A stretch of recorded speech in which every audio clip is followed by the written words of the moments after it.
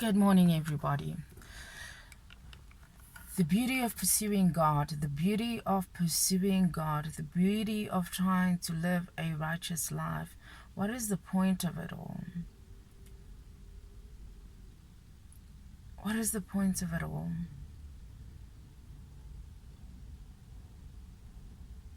You know, my children always say they wonder how God looks like and, how heaven looks like. The reality of what's happening in this world is intense. There's so much chaos, so much people that are self-centered, that in order for you to make it in this world, it's either this world will break you or it will make you. It's easy for me to say, I know one would say, because you've lived life, you've had to experience your hardships, you've experienced pain, you've experienced the good life, you've experienced oppression, and now that you found Christ, that is your journey, right? Let us also experience what we need to experience in our lives. And then if we find Christ, we find him. If we don't, we don't. I guess that would be one of the few people's thinking, or even a non-believer. So I'm just letting you know up front that I do not decide to choose something that I do not see and just completely fall for that. The reason why I'm so head over heels in love with God, and I hope that you take this to heart and you understand every word that I'm talking about. God is so real. The things of God is not complicated at all. It's not complicated at all. Once you decide to give your life to Christ and you accept him and you believe in him, just to show you that this is not a religious act that I'm suddenly into. You know, I've heard people say, whatever works for you, whatever God you believe in, that's fine. There's only one God. There's only one God. And what's mostly important, I know people will listen to a sermon or go to church and the pastor will maybe speak of a powerful sermon that will change you and you will feel the need to give your life to Christ, or you read a word from the Bible, but the reality, if you truly want to know who God is, relationship with him. Relationship. I see those homies at the back there. Lord, anyway, I decided to make a video here. It's fine.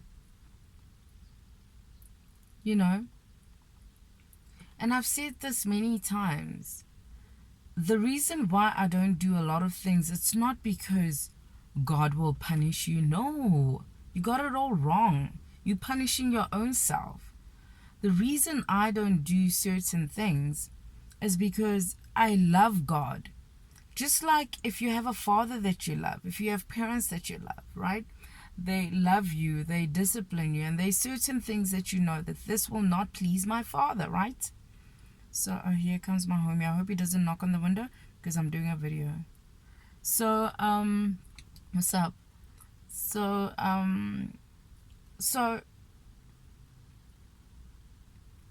like, holding a cigarette and inhaling it and smoking it, somehow there's like some swag about it. It just looks dope and everything, right?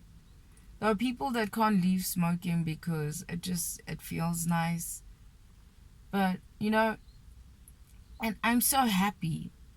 When I started doing this YouTube videos, right, it wasn't about subscribers or numbers or how many people, just hold up, sorry. It wasn't about, no, it's more bright. likes is fine. It wasn't about how many people is going to like what I have to say or not like, dislike, whatever. It was about if I can just touch one person with my story and my testimony and what I've been taught and how life has taught me to be a better human being, to try and live a righteous life, if I can change one person, I've done my job. Like I said, I'm not here to make fans or anything like that. I'm here to show love, give love, right? Oh, shame. Okay, okay, let me just reject that. I'll take the call just now. Shame, that's my dear husband.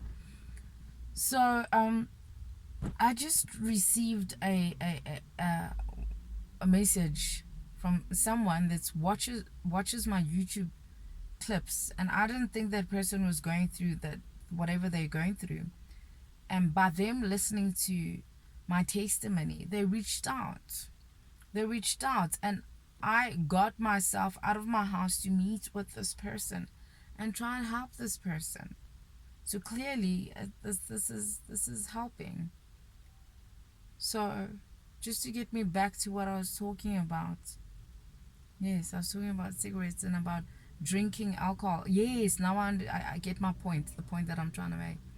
So she's addicted to some substance, right? Beautiful girl. You would not say she has children and everything, but by looking at her, you would not say that behind closed doors, that's the kind of demons that she's struggling with, right? Beautiful, stunning girl. So I met up with her, and what I said to her, I said, just imagine this. Imagine taking whatever it is that you're addicted to, whether it be drugs or alcohol or whatever, porn, whatever. Once you've done with that act, afterwards, the problem is still there. The troubles of life still await you, except this time it's even worse. And this temple of God that God has given you, you've just added toxic stuff to it to add even more to the problems that you're going through.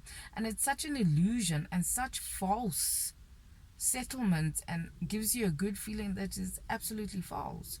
So what is the point of it all? What is the point of it all? You know, I go through so much struggles, but usually I came out victorious because my faith is in God. My faith is in God, and God has always been faithful, and He's always came through for me. He comes through for His children. It doesn't mean that whatever we go through now, we don't go through them anymore. It's just that the pain is less, the oppression is less, and the life is more worth living. It's beautiful to live in a world in the kingdom of God. It's beautiful. Try Him out. Open that Bible. Read anything. Read Psalms. You know, God is so good. So good. So good. Anyway, I'm going to cut this quite short and just attend to, I see my husband's called me. But have a blessed day. Have a good day.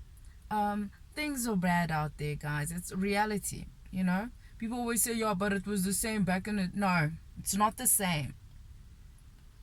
The time that we're living now is the time that was spoken of in the Bible. And people will know that God is God. God cannot be mocked. God cannot be mocked. Have a pleasant day. Be blessed. Try God. He's real.